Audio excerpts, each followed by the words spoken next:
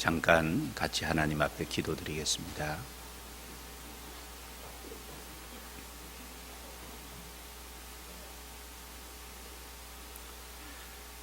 은혜로우시고 자비로우신 우리 아버지 하나님, 우리의 영혼을 구원해 주심을 인하여 진정 하나님께 감사를 드립니다. 또한 우리의 남은 생에 하나님께서 함께 하셔서 도와주시고 인도해 주심을 감사합니다. 2012년 한 해도 오늘까지 다스려 주시고 하나님의 말씀과 교훈과 책망과 하나님의 인도하심을 따라서 이곳까지 올 수 있도록 인도해 주신 것을 감사합니다. 이번 주간에 함께 모이는 모든 곳에 함께 해주시고 특별히 해외 선교길에 계시는 이완 목사님 동행해 주셔서 말씀을 듣는 모든 분들이 확실한 생명을 얻을 수 있도록 인도해 주옵소서. 또한 돌아오는 그 시간까지 건강을 지켜주시고 동행하는 모든 분들 함께해 주옵소서. 또 오늘 주의 이름으로 모이는 곳곳마다 주님이 함께 하시며 하나님의 풍성한 말씀으로 채워주시옵소서. 그 말씀이 각 사람의 형편에 맞게 필요한 말씀으로 풍성히 내려주셔서 그 말씀이 양식이 되고 힘이 되고 지혜와 능력이 될 수 있도록 인도해 주옵소서.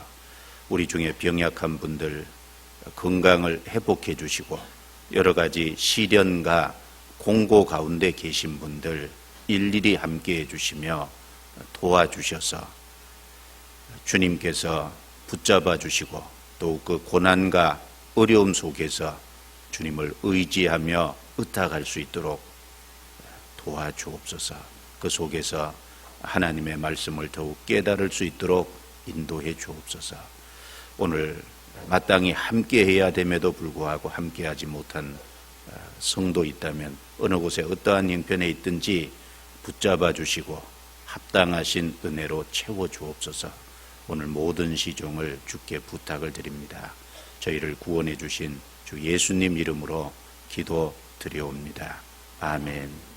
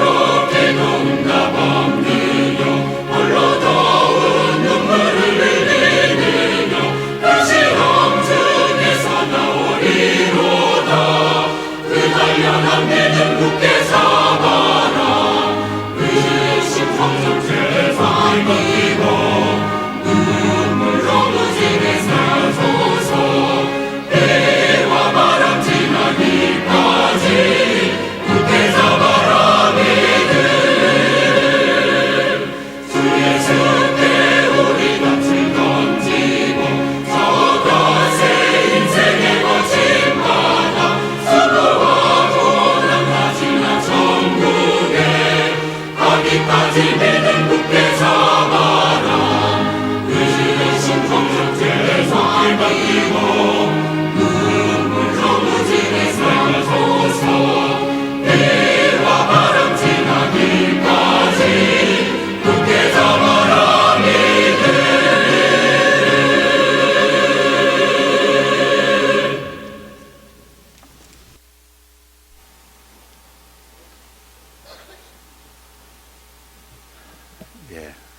마가복음 9장을 찾겠습니다.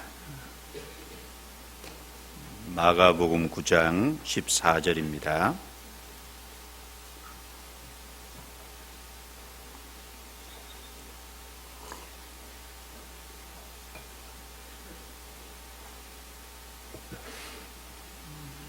(29절까지) 조금 길지만 제가 읽겠습니다. 저희가 이에 제자들에게 와서 보니 큰 무리가 둘렀고 서기관들이 더불어 변론하더니 온 무리가 곧 예수를 보고 심히 놀라며 달려와 문안하거늘 예수께서 물으시되 너희가 무엇을 저희와 변론하느냐? 무리 중에 하나가 대답하되 선생님, 벙어리 귀신 들린 내 아들을 선생님께 데려왔나이다. 귀신이 어디서든지 저를 잡으면 거꾸러져 거품을 흘리며 이를 갈며 그리고 파리하여 가는지라. 내가 선생의 제자들에게 내어 쫓아 달라 하였으나 저희가 능히 하지 못하더이다. 대답하여 가라사대 믿음이 없는 세대여, 내가 얼마나 너희와 함께 있으며 얼마나 너희를 참으리요. 그를 내게로 데려오라 하심에 이에 데리고 오니 귀신이 예수를 보고 곧 그 아이로 심히 경련을 일으키게 하는지라. 저가 땅에 엎드러져 굴며 거품을 흘리더라. 예수께서 그 아비에게 물으시되 언제부터 이렇게 되었느냐 하시니 가로되 어릴 때부터니이다. 귀신이 저를 죽이려고 불과 물에 자주 던졌나이다. 그러나 무엇을 하실 수 있거든 우리를 불쌍히 여기사 도와주옵소서. 예수께서 이르시되 할 수 있거든이 무슨 말이냐? 믿는 자에게는 능치 못할 일이 없느니라 하시니 곧 그 아이의 아비가 소리를 질러 가로되 내가 믿나이다. 나의 믿음 없는 것을 도와주소서 하더라. 예수께서 무리에 달려 모이는 것을 보시고 그 더러운 귀신을 꾸짖어 가라사대 벙어리 되고 기먹은 귀신아, 내가 내게 명하노니 그 아이에게서 나오고 다시 들어가지 말라 하심에 귀신이 소리 지르며 아이로 심히 경련을 일으키게 하고 나가니 그 아이가 죽은 것 같이 되어 많은 사람이 말하기를 죽었다 하나 예수께서 그 손을 잡아 일으키시니 이에 일어서니라. 28절 29절 같이 읽습니다. 집에 들어가심에 제자들이 종용이 묻자오되 우리는 어찌하여 능히 그 귀신을 쫓아내지 못하였나이까? 이르시되 기도 외에 다른 것으로는 이런 유가 나갈 수 없느니라 하시니라. 잘 알고 계시는 것처럼 담임 목사님께서는 감 전도 집회를 위해서 출국해 계십니다. 내일 돌아오시는데 기억하시고 잘 마치고 돌아오실 수 있도록 기도해 주시기를 부탁드립니다. 오늘은 마가복음 9장 14절부터 29절 사이에 있는 이 말씀을 함께 생각해 보려고 합니다. 본문은 어떤 사람의 외아들이 나오는데 벙어리 되고 기먹은 그 귀신이 들렸습니다.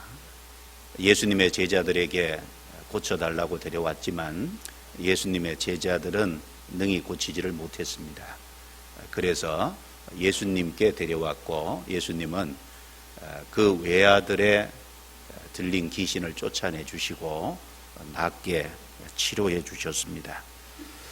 이 사건은 마태복음과 누가복음에도 기록이 되어 있습니다. 마태복음 17장 그리고 누가복음에는 누가복음 9장에 기록이 되어 있는데 마태복음에는 8구절, 누가복음에는 이 해당 사건의 기록이 6구절, 그런데 마가복음에는 14절부터 29절까지 무려 16구절로 이 사건이 기록이 되어 있어서 가장 복음서 중에 이 사건을 상세하게 다뤄놓은 것이 마가복음이기 때문에 이곳을 찾았습니다.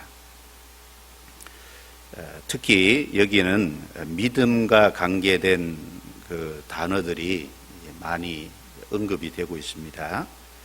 19절 말씀에 보면 대답하여 가라사대 믿음이 없는 세대여, 또 22절에 보면 귀신이 저를 죽이려고 불과 물에 자주 던졌나이다. 그러나 무엇을 하실 수 있거든 우리를 불쌍히 여기사 도와주옵소서.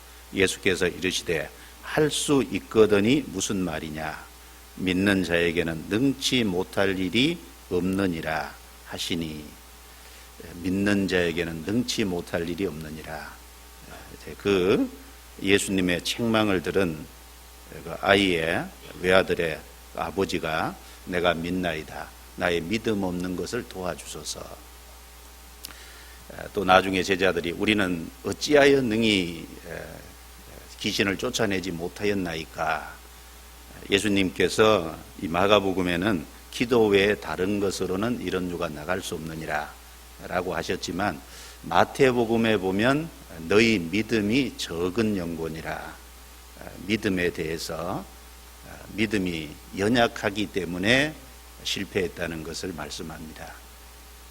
믿음이 없는 세대여 라고 믿음이 없는 세대를 향해서 탄식하는 말씀도 하시고, 믿는 자에게는 능치 못할 일이 없느니라. 그 아이의 부모, 그 외아들을 정말 고치기를 바라는 그 부모가 믿음이 없이 예수님께 할 수 있거든 도와달라고 했을 때 할 수 있거든이 무슨 말이냐, 믿는 자에게는 능치 못할 일이 없느니라. 그 부모의 믿음 없음도 책망하시고, 또 뒤에는 제자들이 귀신을 능히 쫓아내지 못한 연유가 너희 믿음이 적은 영혼이라 라고 하심으로써 그 제자들의 연약한 믿음도 예수님께서 책망하시는, 그래서 믿음이 없는 세대도 책망하시고, 그 아이가 고침받아야 되는 그 부모의 믿음 없음도 책망하시고, 제자들의 믿음도, 연약한 믿음도 책망하신 그런 특별히 믿음과 관련된 말씀을 예수님께서 여러 번 반복해서 하셨습니다. 그래서 오늘 이 말씀을 통해 하나님이 우리에게 주시고자 하는 하나님의 메시지, 하나님이 우리에게 말씀하자고 하시고자 하는 뜻이 무엇인지 우리가 좀 같이 이 시간 상고하고 살펴보도록 하겠습니다. 먼저 이 사건의 배경을 좀 이해를 하기 위해서 14절부터 17절을 제가 읽겠습니다. 저희가 이에 제자들에게 와서 보니 큰 무리가 둘렀고 서기관들이 더불어 변론하더니 온 무리가 곧 예수를 보고 심히 놀라며 달려와 문안하거늘 예수께서 물으시되 너희가 무엇을 저희와 변론하느냐. 무리 중에 하나가 대답하되 선생님, 벙어리 귀신 들린 내 아들을 선생님께 데려왔나이다. 본 사건이 있기 전에 마가복음 9장 1절부터 8절에 보면 예수님께서 변화산에서 세 제자 베드로, 야고보, 요한 앞에서 변화되신 그 사건이 먼저 기록이 되어 있습니다. 물론 그 변화산에서 변화되신 예수님의 모습은 재림하시는 주님의 모습, 재림의 예고편을 미리 보여주신 사건입니다. 그 사건이 있은 이후에 예수님은 그날 즉시 내려온 것이 아니라 누가복음 9장 37절에 보면 그 이튿날 그 변화산에서 내려오셨다고 말씀하셨습니다. 3명의 제자들만 같이 동행을 했기 때문에 9명의 제자들은 그 산에 올라가지 않았고 올라갔다가 그 이튿날 내려와 보니까 그 9명의 제자들은 무리가 둘러싼 가운데 서기관들과 변론을 하고 있는 모습이 보였습니다. 이 서기관들과 무엇을 변론했을까? 물론 정확한 내용은 나와 있지 않지만 우리는 충분히 추정을 해볼 수 있습니다. 그 외아들을 둔 부모께서 그 외아들의 귀신을 쫓아내 달라고 제자들에게 데려왔는데 그 9명의 제자들은 능히 그 사람의 외아들의 귀신을 쫓아내지 못했습니다. 그로 말미암아 서기관들과 어떤 그 논쟁이 되는 그 서기관들이 그 사건을 빌미로 어떤 예수님의 제자들을 공격을 하고 그로 말미암아 제자들은 변론을 하고 논쟁에 들어있는 그런 모습일 거라고 충분히 추정해 볼 수 있습니다. 예수님께서 내려오셨을 때 그 서기관들과 제자들이 변론하는 모습을 보고 있던 무리들이 예수님을 보고 상당히 놀랐다 그랬습니다.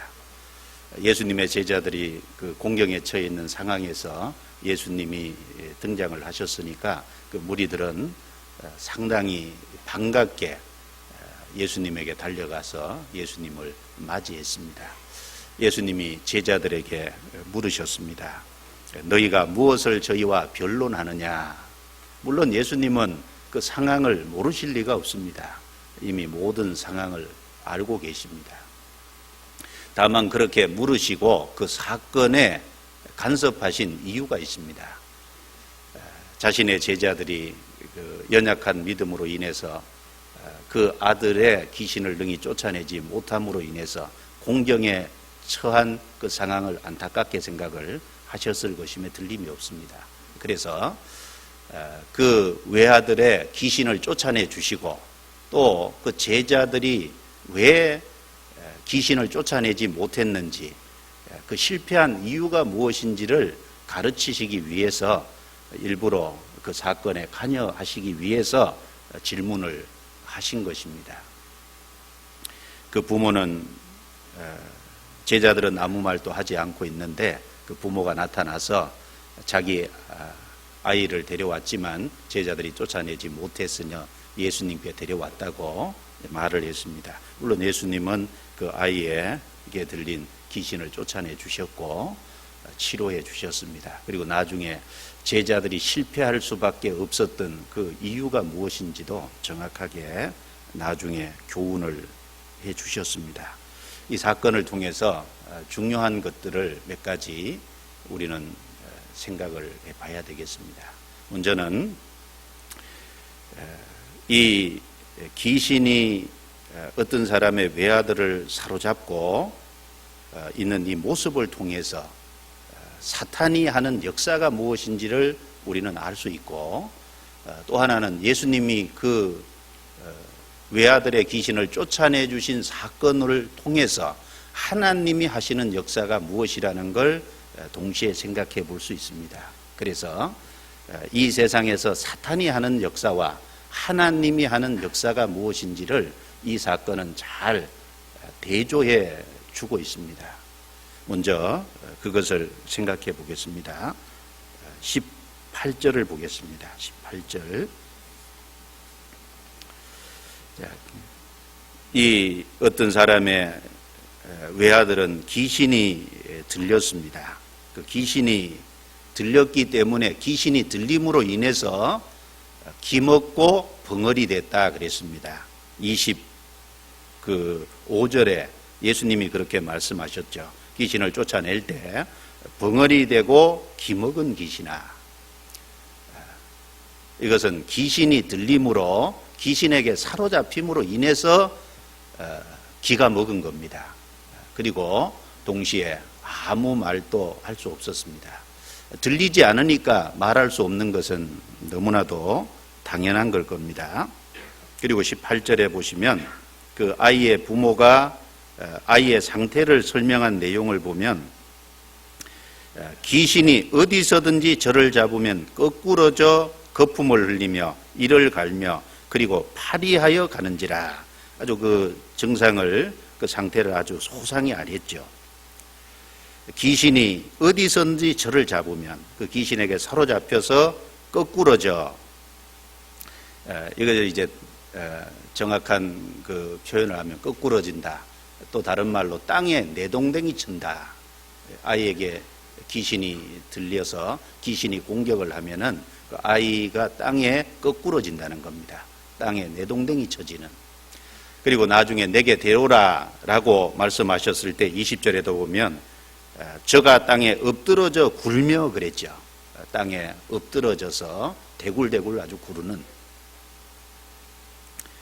귀신의 역사로 그렇게 된 겁니다. 그리고 거품을 흘렸다. 입에 거품을 흘리는 그런 일이 있고, 또 이를 갈게 하고, 그 다음에 파리하여 가는지라. 파리하여 간다는 말은 수척해가고 점점 더 육체가 쇠약해져 가고, 그래서 결국은 죽음으로 계속 진행되어 가고 있는, 죽어가는 상황을 말하는 겁니다. 그리고 20절을 보시면 이에 데리고 오니 귀신이 예수를 보고 곧 그 아이로 심히 경련을 일으키게 하는지라. 여기 심히 경련을 일으키게 한다. 아이의 몸에 어떤 그 간질하는 그 증상처럼, 실제로 마태복음 17장에 아이 부모가 예수님께 증상을 얘기할 때 귀신에 잡혀서 간질한다 라는, 물론 간질하는 것이 육체 질병 때문에 간질하는 경우도 있겠지만 귀신이 들려서 이 아이는 여기 간질을 하는 겁니다. 그래서 예수님께서 병자들을 치료했을 때 마태복음 4장에 보면 각색 병자를 치료했다 그랬는데 거기에 간질하는 자와 귀신 들려서 간질하는 자가 따로 나옵니다. 그래서 특별히 이 청년, 이 아이는, 외아들은 귀신 들려서 간질을 하는 겁니다. 심히 경련을 일으키고, 또 나중에 예수님이 나가라라고 하니까 25절에 보시면 아이에게서 나오고 다시 들어가지 말라 하심에 26절에 귀신이 소리 지르며 아이로 심히 경련을 일으키게 하고 그 아이로 심히 소리를 지르게 했습니다. 그리고 물과 불에 아주 자주 집어 던지는, 그래서 22절에 그런 말씀이 나오죠. 귀신이 저를 죽이려고 불과 물에 자주 던졌나이다. 귀신은 이 아이를 죽이기 위해서 불과 물에 집어 던지고, 그리고 여기 자주라는 단어를 통해서 알 수 있는 게 아마 죽이려고 자주자주 공격을 했던 것 같습니다.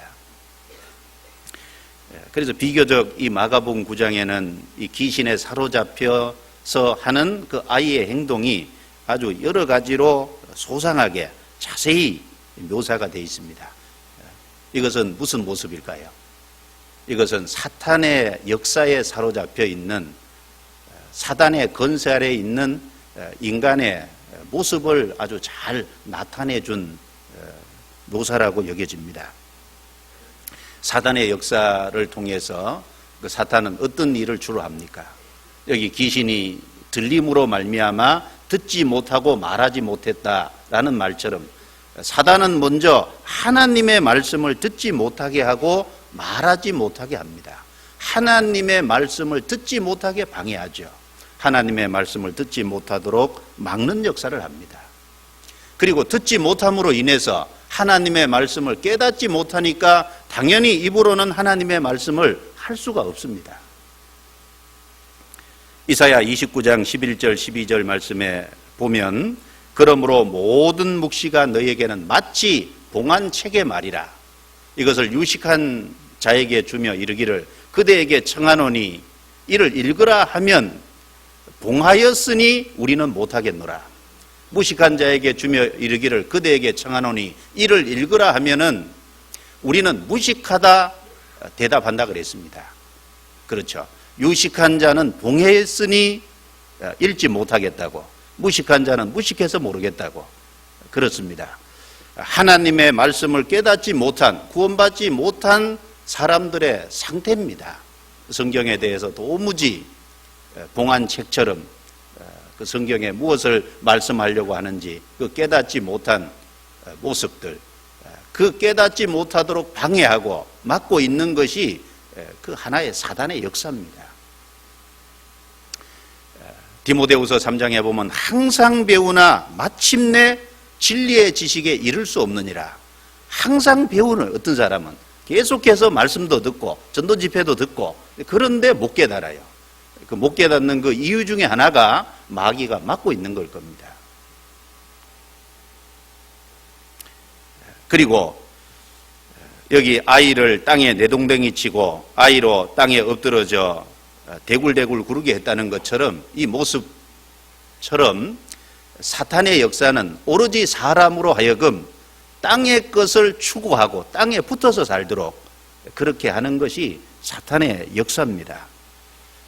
빌립보서 3장 19절 말씀에 저희의 마치면 멸망이요 저희의 신은 배요 그 영광은 저희의 부끄러움에 있고 땅의 일을 생각하는 자라라고 책망하셨습니다. 저희의 신은 배요, 바다에 떠다니는 배도 아니고 먹는 배도 아니고 몸에 있는 배 말입니다. 저희의 신은 배요. 사람은 오로지 자기 어떤 그 몸에 그 욕구를 채워주기 위한 그래서 목적으로 살아갑니다. 저희의 신은 그 사람이 섬기는 것은 자기의 배다 그랬습니다. 그리고 땅의 일을 생각하는 자라. 그렇죠. 오로지 땅의 것만 생각합니다. 로마서 8장 5절에 육신을 쫓는 자는 육신의 일을 생각한다는 말씀이 정확한 말씀입니다. 육신을 쫓아서 살고 그래서 생각하는 것이 온통 육신적인 것밖에 생각하지 못하는 예수님께서 마태복음 6장 31절 32절 말씀에서 너희는 무엇을 마실까 무엇을 먹을까 무엇을 입을까 염려하지 말라. 이는 다 이방인들이 구하는 것이라. 그 이방인들이 구한다는 것이 믿지 않는 사람이죠. 거기 이방인들은 믿지 않는 사람, 구원을 받지 못한 사람들이 구한다는 건 하나님께 기도한다는 게 아니고 추구하는 걸 말하는 겁니다. 추구하는 것은 오로지 무엇을 먹을까 무엇을 마실까 무엇을 입을까 오로지 그것만 생각하고 살아가는 사람들, 그렇게 몰아가는 것이 사탄의 역사입니다. 그리고 이 아이는 귀신에 사로잡혀서 정상적이지 못한 행동을 합니다. 예를 들면 거품을 흘린다든가 이를 간다든가 불과 물에 자주 집어던져진다든지 이런 모습은 아주 정상적이지 못한 행동입니다. 마귀는 사람을 정상적이지 못한 행동, 이성적이지 못한 행동을 하도록 여러 가지 어떤 정욕과 분노에 사로잡혀서 그 가운데 살아가도록 잡아 끄는 그 일을 실제로 합니다. 사람은 분노에 사로잡히고 정욕에 사로잡히고 물욕과 식욕 이런 것에 사로잡혀서 이성을 잃은 행동을 많이 하지 않습니까? 한 2년 전입니까? 어떤 아버지가 아이 손가락이 절단됐다고 보험 청구를 했어요. 그런데 자세히 조사를 해봤더니 아버지가 아이의 보험금을 타려고 가위로 집에서 아이 손가락을 절단한 거예요. 그렇죠. 그 어떤 돈 몇 푼을 얻기 위해서 그 보험금을 위해서 아이의 손가락을 가위로 자른다. 이성적이지 못한 행동이죠. 뭔가 어떤 다른 것에 사로잡힌 겁니다. 아모스 2장 6절 말씀을 보면 서너 가지 백성들의 죄를 언급하면서 신한켤레를 주고 가난한 자를 팔았다. 신한켤레를 얻기 위해서 가난한 자를 파는 거예요. 또 암몬 사람들의 죄를 지적하면서 아모스 1장 13절에 보면 자기 지경을 넓히기 위해서 아이벤 어머니의 배를 갈랐다는 겁니다. 그건 이성적이지 못한 행동입니다. 자기 어떤 영토를 넓히기 위해서 자기 지경을 넓히기 위해서 아이벤 어머니는 불쌍히 여겨야 되잖아요. 그런데 그 아이벤 어머니의 배를 가르는 왜 그렇습니까? 전도서 5장 17절 말씀에 일평생을 어두운 데서 먹으며 번뇌와 병과 분노가 저에게 있느니라. 인간의 모습을 잘 나타내주는 말씀입니다. 일평생을 밝은 데서 먹는 게 아니죠. 어두운 데서 먹으며 번뇌와 많은 어떤 고민거리 그리고 분노와 병이 저에게 있다고 했습니다. 그래서 하나님의 형상대로 지음받은 고귀한 영혼이 어떤 보이지 않는 힘에 사로잡혀서 자기를 해하는 쪽으로 점점 나아가는 이런 모습이 우리 주변의 많은 모습 가운데 보이고 있지 않습니까? 이것이 이 세상의 모습입니다. 전도서 9장 3절에 곧 인생의 마음에 악이 가득하여 평생에 미친 마음을 품다가 후에는 죽은 자에게로 돌아가는 것이라. 인생의 마음이 악이 가득해서 그 악을 쫓아서 어떤 자기의 욕망을 이루기 위해서 평생에 미친 마음을 품다가 미친 마음을 갖고 살다가 후에는 죽은 자에게로 돌아간다. 그 배후에 그렇게 몰아가는 사탄의 역사가 있습니다. 아이에게 이성적이지 못한 어떤 여러 가지 행동을 하게 하는 그 사탄의 귀신의 역사는 그 사탄이 뭘 하는지 그 역사를 너무나도 잘 보여주고 있습니다. 자, 제일 중요한 것은 그 사탄이 왜 아이를 사로잡고 아이에게 이런 여러 가지 일들을 하게 할까요? 목적이 딱 뭐냐 하면 죽이려고. 사탄의 역사는 한마디로 죽이는 역사입니다. 여기 목적이 잘 나와 있죠. 22절입니다. 22절. 같이 읽겠습니다. 귀신이 저를 죽이려고 불과 물에 자주 던졌나이다. 됐습니다. 귀신이 저를 죽이려고 불과 물에 자주 던졌나이다. 이 귀신이 아이를 사로잡고 이렇게 여러 가지 행동을 하게 하는 이유는 결국 귀신의 목적은 다 하나입니다. 저를 뭐 하려고요? 죽이려고. 여러분, 사탄이 사람을 그렇게 몰아가고 사람을 그런 가운데 빠지게 하고 그 배후에서 그렇게 살아가도록 부추기는 그 목적은 오르지 않습니다. 저를 죽이려고. 죽이는 것이 목적이에요. 사탄의 목적은 멸망시키려고 하는 것이 목적입니다. 성경 잠언 1장을 찾겠습니다. 여기 적으시고 본문이니까 잠언 1장.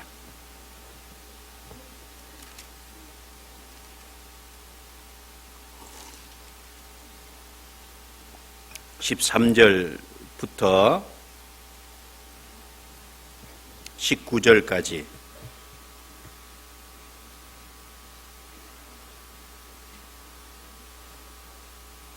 제가 읽습니다. 우리가 온갖 보화를 얻으며 빼앗은 것으로 우리 집에 채우리니 너는 우리와 함께 제비를 뽑고 우리가 함께 전대 하나만 두자 할지라도 내 아들아 그들과 함께 길에 다니지 말라. 내 발을 금하여 그 길을 밟지 말라.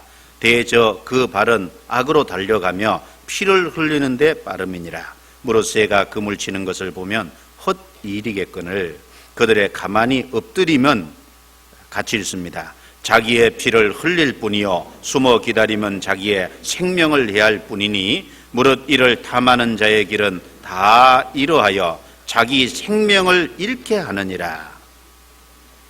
자, 결국은 자기의 피를 흘리며 자기의 생명을 해야 할 뿐이니 19절 끝에도 자기의 생명을 잃게 하느니라. 결국은 자기의 생명을 해하고 자기 생명을 잃는 쪽으로 마귀는 결국은 끌고 갑니다. 잠언 9장도 보겠습니다. 잠언 9장 13절부터 18절입니다. 이 말씀은 같이 읽겠습니다. 미련한 계집이 떠들며 어리석어서 아무것도 알지 못하고 자기 집 문에 앉으며 성읍 높은 곳에 있는 자리에 앉아서 자기 길을 바로 가는 행객을 불러 이르되 무릇 어리석은 자는 이리로 돌이키라. 또 지혜 없는 자에게 이르기를 도적질한 물이 달고 몰래 먹는 떡이 맛이 있다 하는도다. 오직 그 어리석은 자는 죽은 자가 그의 곳에 있는 것과 그의 객들이 음부 깊은 곳에 있는 것을 알지 못하느니라. 이 잠언 9장은 하나님의 역사와 사단의 역사가 잘 대비되어 있습니다. 1절부터 6절은 하나님의 역사죠. 지혜가 그 집을 짓고 그럴 때 여기 말씀하시는 지혜는 잠언 8장에 지혜 대신 예수님을 가르칩니다. 예수님께서 사람을 구원하시기 위해서 모든 것을 갖추고 그리고 종을 보낸다는 말씀처럼 그 자기의 사역자들을 보내서 그 준비된 잔치에 초청을 하는, 그래서 그 준비된 잔치에 초청을 받고 거기에 참여하면 생명을 얻고 명철의 길로 갈 수 있다고 말씀을 하신 겁니다. 그런데 마귀도 역사하죠. 마귀는 어떻게 합니까? 마귀도 자기의 사역자들이 있죠. 자기의 일꾼들이 있습니다. 결국 사람은 이 땅에서 하나님의 편에 서서 쓰임을 받든지 마귀 편에 서서 쓰임을 받든지 결국 둘 중에 하나일 겁니다. 사탄도 13절에 미련한 계집이 떠들며 어리석어서 아무것도 알지 못하고 자기 집 문에 앉고 성읍 높은 곳에 있는 곳에 자리에 앉아서 사람들을 부른다는 겁니다. 어리석은 자는 이리로 돌이키라. 그런데 아무것도 알지 못하면서 불러서 줄 것이 없죠. 그런데 사실 그것에 속아서 그곳으로 간다면은 결국 자기 생명을 해하는 거라는 겁니다. 17절에 도적질한 물이 달고 몰래 먹는 떡이 맛이 있다 하는도다. 오직 그 어리석은 자는 죽은 자가 그의 곳에 있는 것과, 여기 특별히 죽은 자는 육신이 죽은 자뿐 아니라 영혼에 구원받지 못한, 생명을 얻지 못한 그 영혼이 죽어 있는 사람을 가리킵니다. 그래서 죽은 자가 그의 곳에 있는 것과 사탄이 있는 곳에 결국은 그 생명을 얻지 못한 영혼이 죽어 있는 사람도 결국 거기 갈 겁니다. 그리고 그의 객들이 음부 깊은 곳에 있는 것을 알지 못하느니라. 알지 못하느니까 많은 사람이 이미 거기 속아서 생명을 얻지 못한 자가 그 마귀가 있는 곳에 같이 있고 음부 깊은 곳에 들어가는데 그걸 모르니까 또 어리석은 사람이 속아서 그리로 간다는 겁니다. 그래서 마귀의 역사는 오로지 하나입니다. 저를 죽이려고 그것이 결국 목적입니다. 요한복음 10장 10절에 예수님께서 말씀하시기를 도적이 오는 것은 도적질하고 죽이고 멸망시키려는 것뿐이요 내가 온 것은 생명을 얻게 하고 더 풍성히 얻게 하려는 것이라. 그렇죠. 사단의 역사와 하나님의 역사를 잘 대비해서 예수님 말씀하셨습니다. 거기서 말하는 도적은 결국 사탄을 말하고 그 사탄의 일꾼들을 말합니다. 거짓 일꾼들을 말하는 겁니다. 도적질하고 죽이고 멸망시키려는 것뿐이다. 그러나 예수님이 오신 것은, 예수님은 그 반대로 살리는 역사를 위해서 오셨습니다. 생명을 얻게 하고 더 풍성히 얻게 하기 위해서 오셨습니다. 그래서 우리는 이 마가복음 9장 귀신에 사로잡혀서 하는 이 아이의 행동을 통해서 지금도 이 세상에서 사탄이 하는 역사가 무엇인지를 잘 볼 수 있다는 겁니다. 동시에 그 아이에게 귀신을 쫓아내 주심으로 인해서 그 아이를 낫게 하고 살리게 하신 그 모습을 통해서 동시에 하나님이 하는 역사도 우리는 무엇인지 생각해 볼 수 있습니다. 귀신을 쫓아내 주심으로 그 아이를 치료해 주고 낫게 해 주셔서 이성적인 행동을 하게 한 것처럼, 정상적인 행동 가운데 살아가게 한 것처럼 하나님께서는 예수 그리스도를 보내서 우리 죄를 처리해 주시고 우리에게 가장 문제가 되는 그 죄를 깨끗이 씻어 주셨습니다. 그리고 그 사실을 통해서 우리를 부르셔서 우리로 그 사실을 믿게 하고 우리에게 생명을 주셔서 우리를 살려주셨어요. 이사야 55장 3절에 너희는 귀를 기울이고 내게 나와 들으라. 그리하면 너희 영혼이 살리라. 곧 다윗에게 허락한 확실한 은혜니라. 하나님의 말씀을 들음으로 인해서 우리 영혼이 살아나는, 너희 허물과 죄로 죽었던 너희를 살리셨다는 에베소서 2장 1절의 말씀처럼 우리 영혼을 살리는 역사를 하나님은 지금도 하고 계십니다. 그리고 동시에 사탄의 역사는 기먹고 벙어리 되게 하는 거지만 하나님의 역사는 하나님의 말씀을 듣게 하고 이제 하나님의 말씀을 입으로 말할 수 있게 하는 그 역사를 하나님은 하고 계십니다. 마가복음 7장 내용에 보면 기먹고 어눌한 자를 예수님께 데려왔습니다. 예수님께서 그 사람의 귀에, 양 귀에 손을 넣으셨어요. 그리고 손에 침을 뱉어서 그 사람을 따로 세우고 혀에 대니까 그 혀가 풀렸습니다. 그래서 그 귀가 열리고 그 혀에 맺힌 것이 풀려 말이 분명하더라 그랬습니다. 예수님이 에바다 그렇게 외치시니까 그 사람의 귀가 번쩍 뜨였잖아요. 듣지 못하던 것이 듣게 됐어요. 그리고 동시에 말이 분명하더라. 혀에 꼬인 곳이 풀려서 이제 분명한 말을 하게 됐습니다. 이게 하나님의 역사입니다. 하나님은 하나님의 말씀을 이제 구원받기 위해서 들을 수 있는 길을 열어주신 거예요. 그리고 듣게 되니까 이제 말하게 되죠. 들으니까 하나님의 말을 그 입으로 할 수 있게 해주시는 겁니다. 며칠 전에도 옆에 얘기하는 내용을 들으니까 어떤 어른인데 구원을 받은 지 얼마 안 되셨는데 전에도 교회를 나오셨지만은 말씀을 듣는데 도통 재미가 없었답니다. 설교가. 그런데 말씀을 깨닫고 나니까 이젠 재미있다고. 그렇죠. 어제까지 재미가 없었는데 오늘은 재미가 있고. 왜 그렇죠? 뭔가 바뀐 거예요. 그렇죠? 살리는 역사를 통해서 하나님의 말씀을 들을 수 있는 길을 열어주시고 들음으로 말미암아 깨달아지니까 말이 분명하게 되는 겁니다. 그리고 사탄의 역사는 오로지 땅에 구르고 땅의 것을 추구하게 하는 반면에 하나님의 역사는 위의 것을 추구하도록 하시죠.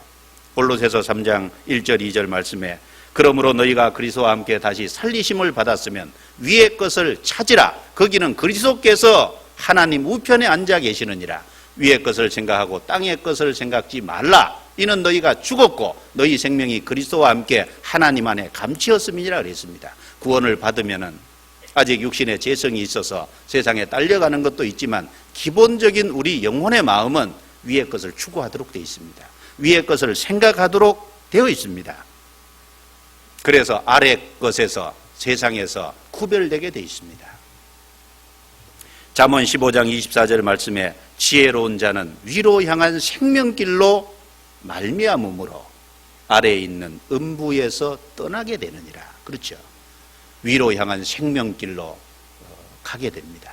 그러므로 아래에 있는 음부에서 떠나게 된다. 사실입니다.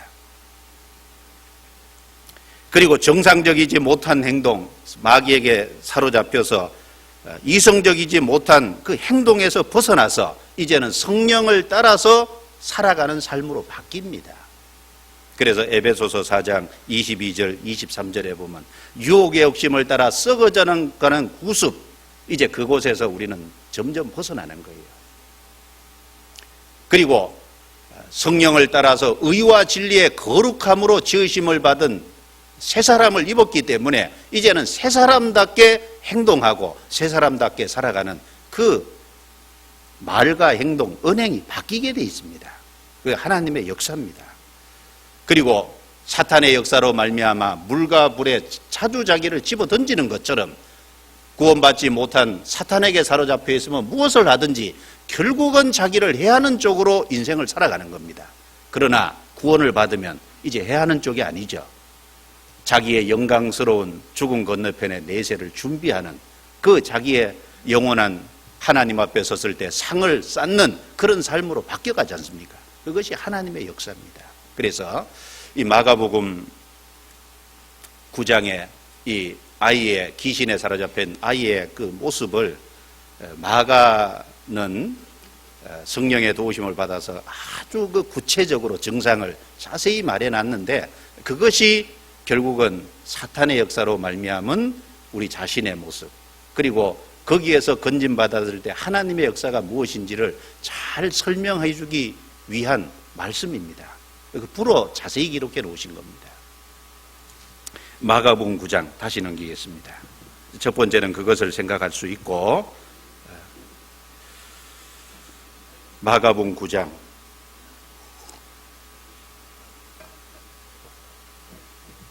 21절입니다. 21절.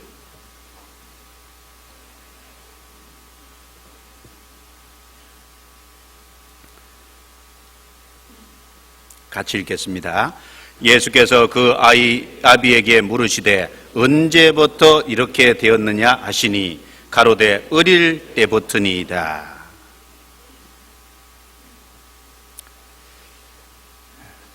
예수님께 데려오라고 하니까 예수님께 그 아이를 데려왔는데 그 귀신이 아이로 심히 경련을 일으키게 하고 땅에 엎드러져 굴며 거품을 흘리는 모습을 그 무리 앞에서, 예수님 앞에서 또 그렇게 보였습니다. 예수님이 그 부모에게 물었습니다. 언제부터 이렇게 되었느냐? 물론 예수님이 모르실 리가 없죠. 예수님은 다 알고 계십니다. 언제부터 이렇게 되었느냐? 그런데 그렇게 물으셨어요. 예, 어릴 때부터니이다. 어릴 때부터. 아주 중요한 의미가 있다고 생각합니다. 언제부터요?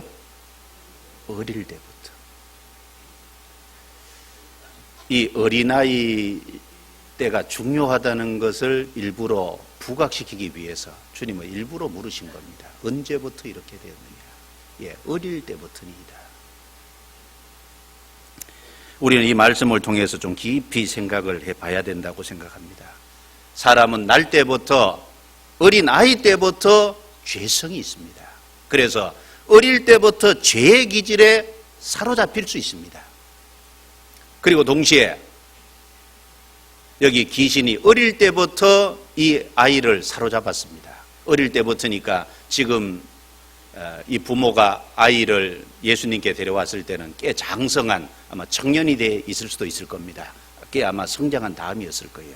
어릴 때부터 꾸준히 귀신이 그를 사로잡고 귀신이 그렇게 하도록 했다는 겁니다. 예, 사단은 어릴 때부터 아이를 사로잡을 수 있습니다. 그걸 우리가 생각한다면 우리도 어릴 때부터 우리의 자녀들에 대해서 세심하게 신경을 써야 됩니다. 어릴 때부터 우리 아이들에 대해서 교육을 바르게 시켜야 됩니다. 그러지 않으면 어릴 때부터 죄의 기질에 사로잡히고 마귀에게 사로잡혀서 결국은 하나님을 영영 떠나는 수가 있습니다. 어릴 때부터니이다. 아주 중요한 말씀이라고 생각합니다.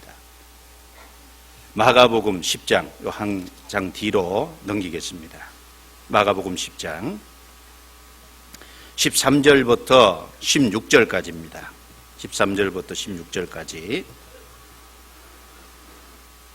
같이 읽겠습니다. 사람들이 예수의 만져주심을 바라고 어린 아이들을 데리고 오매 제자들이 꾸짖건을 예수께서 보시고 분이 여겨 이르시되 어린 아이들이 내게 오는 것을 용납하고 금하지 말라. 하나님의 나라가 이런 자의 것이니라. 내가 진실로 너희에게 이르노니 누구든지 하나님의 나라를 어린 아이와 같이 받들지 아니하면 자는 결단코 들어가지 못하리라 하시고 그 어린 아이들을 안고 저희 위에 안수하시고 축복하시니라. 이 말씀도 마가복음 9장과 연결해서 관련해서 아주 중요한 말씀입니다. 예수님께서 한 번은 사람들하고 무리하고 같이 있을 때 사람들이 예수의 만져주심을 바라고 어린 아이들을 데리고 왔습니다. 그런데 제자들이 그 어린 아이들을 데리고 오는 모습을 보면서 꾸짖었어요. 저리가 그랬겠죠.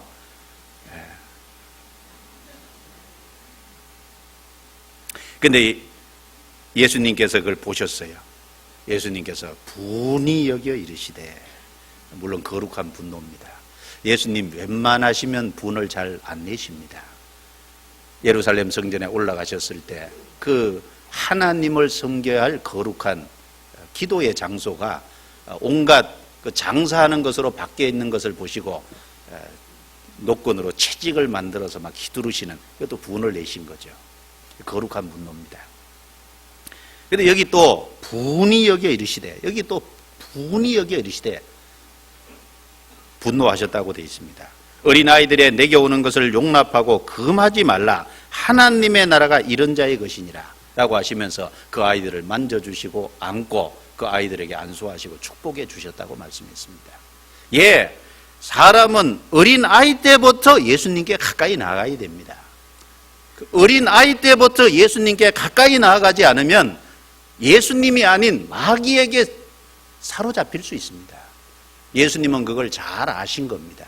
예수님은 어릴 때부터 사람은 죄의 기질에 사로잡히고 어릴 때부터 마귀에게 사로잡힐 수 있는 것이 사람입니다. 그러므로 어린 아이 때부터 예수님께 나와야 되는데 제자들이 그 어린 아이들이 예수님께 나온 것을 금할 때 그걸 보고 얼마나 분이 여기셨겠어요. 우리도 어린 아이 때부터 그 아이들이 예수님께 나아가도록 하나님께 가까이 나아가도록 훈련을 시켜야 됩니다. 하나님께 가까이 나오는 그 아이들을 하나님은 귀중히 보십니다. 그리고 안아주셨다 그랬죠? 지금도 마찬가지일 겁니다. 그리고 그 아이들을 향해서 축복해 주셨다고 했습니다. 지금도 마찬가지입니다. 그 예수님의 모습처럼 교회에서도 마찬가지로 그렇게 해야 될 겁니다. 어린 아이들하고 외면하면 안 될 겁니다. 어른들의 영혼보다 소중하지 않은 게 아닙니다. 2세 교육이 얼마나 중요합니까? 그 어린 아이들을 소중하게 다뤄야 될 겁니다. 그렇지 않으면 어린 아이 때부터 죄의 기질에 사로잡히고 어린 아이 때부터 마귀에게 휘둘릴 수 있습니다. 잠언 22장 6절에 마땅히 행할 길을 아이에게 가르치라. 그리하면 늙어도 그것을 떠나지 아니하리라. 마땅히 행할 길을 아이에게 가르치라고 했습니다. 그 아이, 잠언 22장 6절에 말씀한 그 아이는 원어에 보면요, 젖먹이라고 나와 있습니다. 마땅히 행할 길을 언제부터요? 젖먹이 때부터 가르치라. 그리하면 늙어도 그것을 떠나지 아니하리라. 부모의 역할이 너무나도 중요합니다. 디모데는 주님의 사역자로 귀하게 쓰임을 받았습니다. 그 디모데가 주님의 사역자로 귀하게 쓰임을 받는 그 배후에 그 디모데의 어머니가 있었잖아요. 디모데후서 1장 5절 말씀에 보면 이는 내 속에 거짓이 없는 믿음을 생각하기라. 이는 먼저 내 외조모 로이스와 내 어머니 유니게 속에 있더니 내 속에도 있는 줄을 확신하노라. 그렇죠. 디모데 속에 있는 그 거짓이 없는 진실된 믿음, 그것은 외조모와 그리고 어머니에게서부터 물려받은 신앙교육에서부터 온 거라는 겁니다.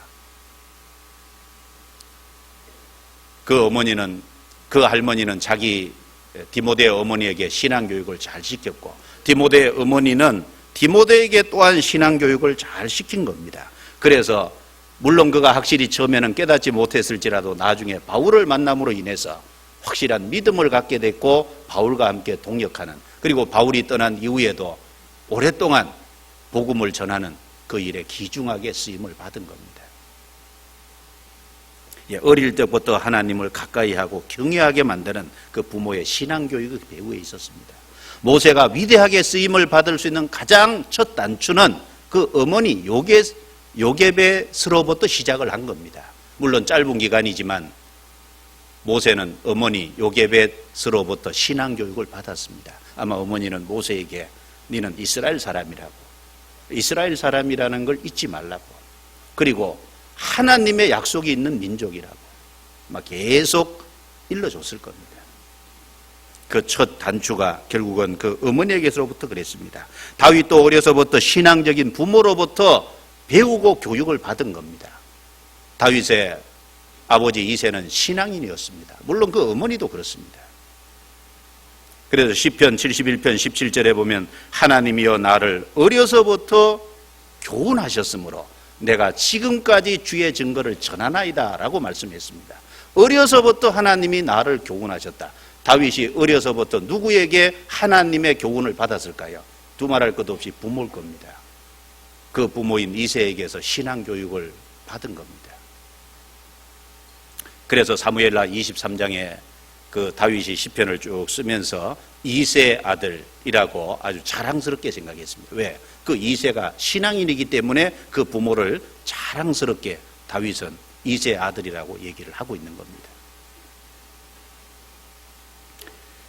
요한 웨슬레, 우리가 잘 아는 것처럼 감리교의 창시자입니다. 그 요한 웨슬레 어머니 수잔나 여사입니다. 그 수잔나 여사는 그 스라에 자식을 16명인가 뒀대요. 많이 뒀었죠. 그런데 그 중에 요한 웨슬레가요, 10몇째인가 그래요. 그리고 그 동생도 찰스 웨슬레도 있잖아요.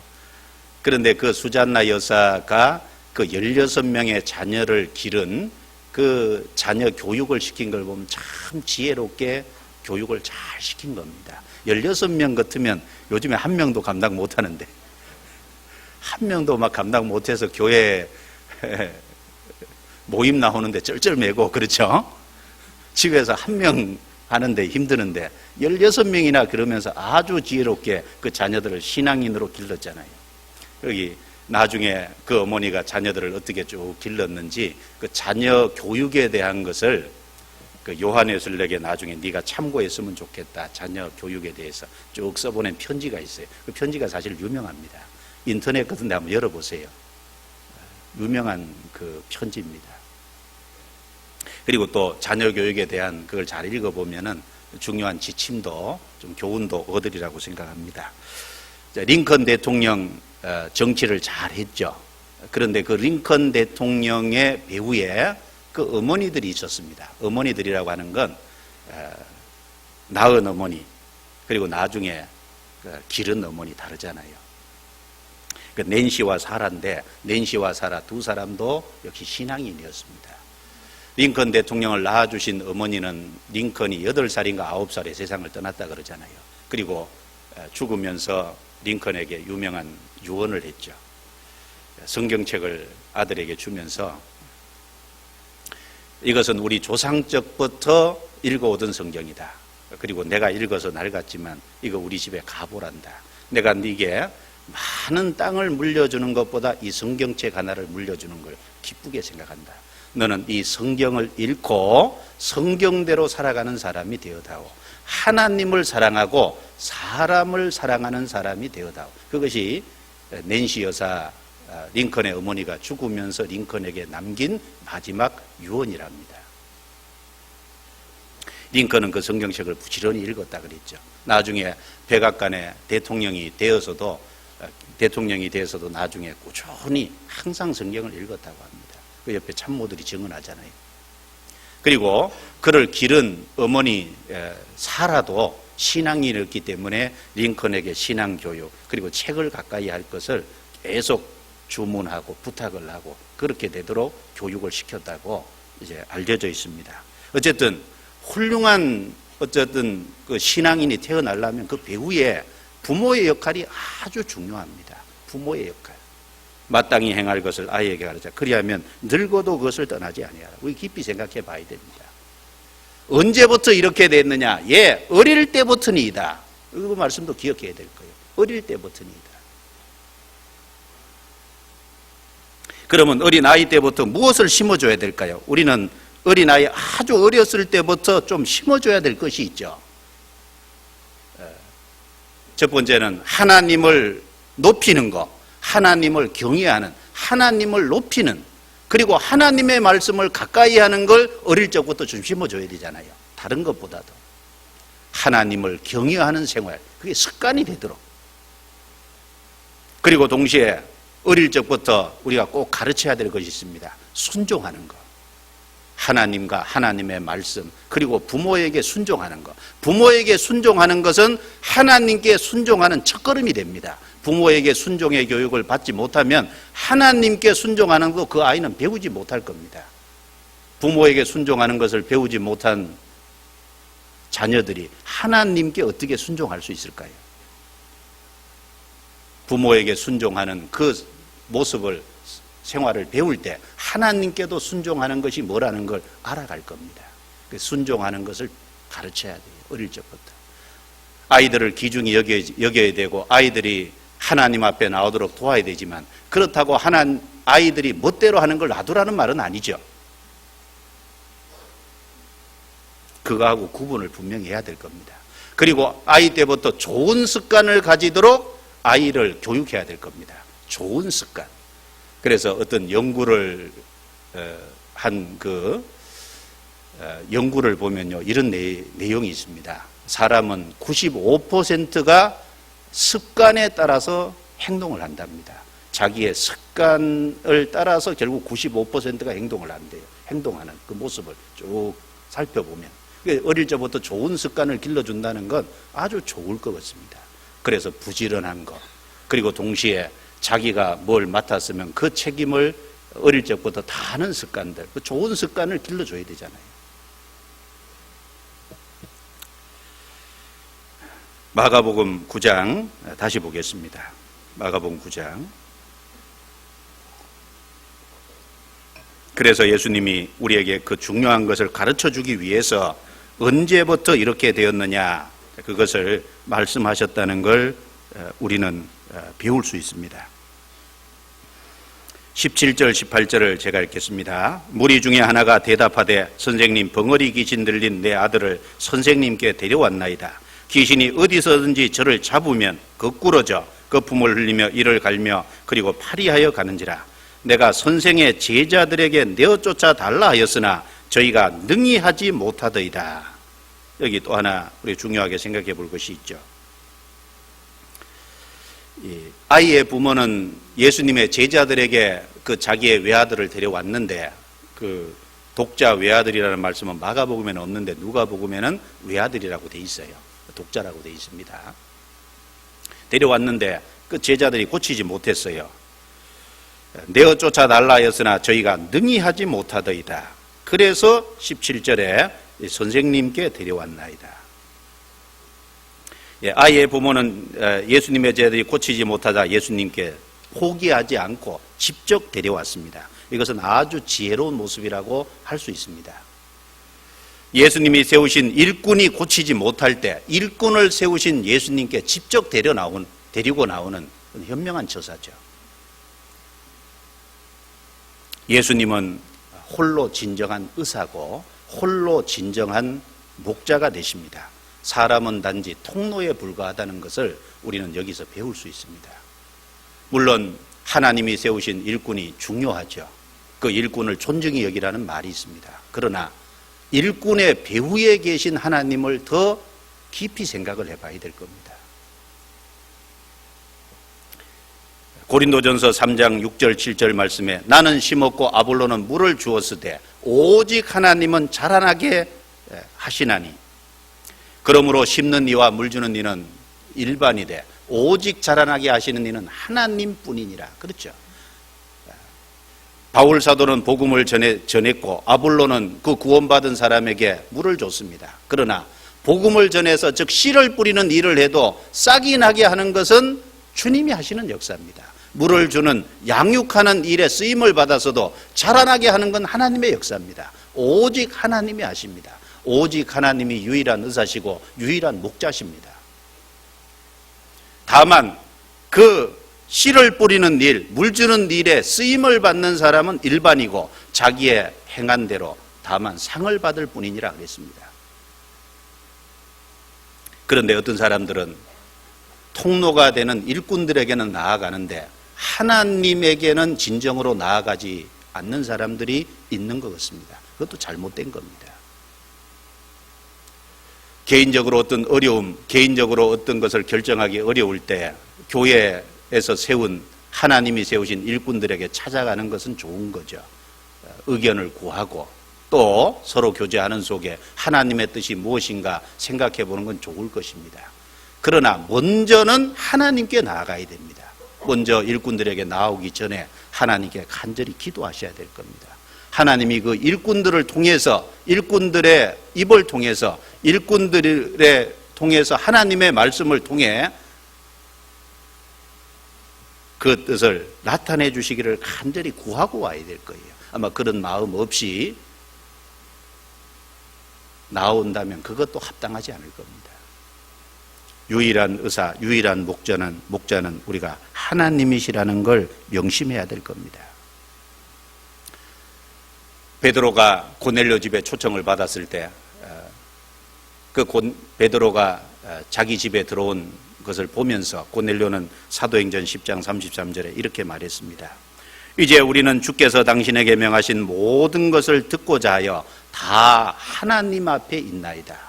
이 고넬료의 시각이 정확하게 바른 것입니다. 주께서 당신에게 명하신 모든 것을 듣고자 하여 우리가 다 베드로 당신 앞에 있나이다가 아니라 하나님 앞에 있나이다. 그렇죠. 하나님은 베드로에게 말씀을 주셨고 그 베드로가 전하는 건 주께서 주신 말씀입니다. 그리고 당장 눈앞에는 베드로와 그리고 말씀 듣는 사람밖에 안 보이지만 그러나 그 배후에 누가 있어요? 우리가 다 하나님 앞에 있나이다. 그렇습니다. 하나님이 그 가운데 함께 계십니다. 그 고넬료는 당장 구원을 받았습니다. 그 가족들이 구원을 받아요. 왜? 바른 시각을 갖고 있잖아요. 그래서 일꾼들은 실수할 수도 있습니다. 일꾼들이 혹 실수할 수 있고 연약할 수도 있습니다. 그러나 우리 주님은 실수하는 법이 없으시죠. 주님은 홀로 의사시고 홀로 뛰어난 목자십니다. 우리는 더 간절히 그 배후에 계신 하나님께로 더 나아가야 되는 것이 마땅할 겁니다. 그리고 19절을 보겠습니다. 19절.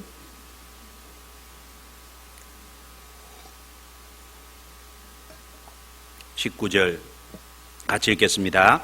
대답하여 가라사대 믿음이 없는 세대여 내가 얼마나 너희와 함께 있으며 얼마나 너희를 참으리요 그를 내게로 데려오라 하시매.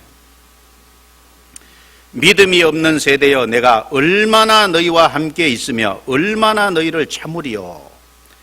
이 아이의 부모가 제자들에게 내어쫓아 달라 했으나 능히 하지 못하더이다. 그 말을 하니까 예수님이 그 말을 듣고 이제 하신 말씀입니다. 믿음이 없는 세대여 내가 얼마나 너희와 함께 있으며 얼마나 너희를 참으리요. 자, 믿음이 없는 세대여. 예수님 당시에 그 시대 사람들은 믿음이 없었습니다. 여기 총체적인 부실 아닙니까?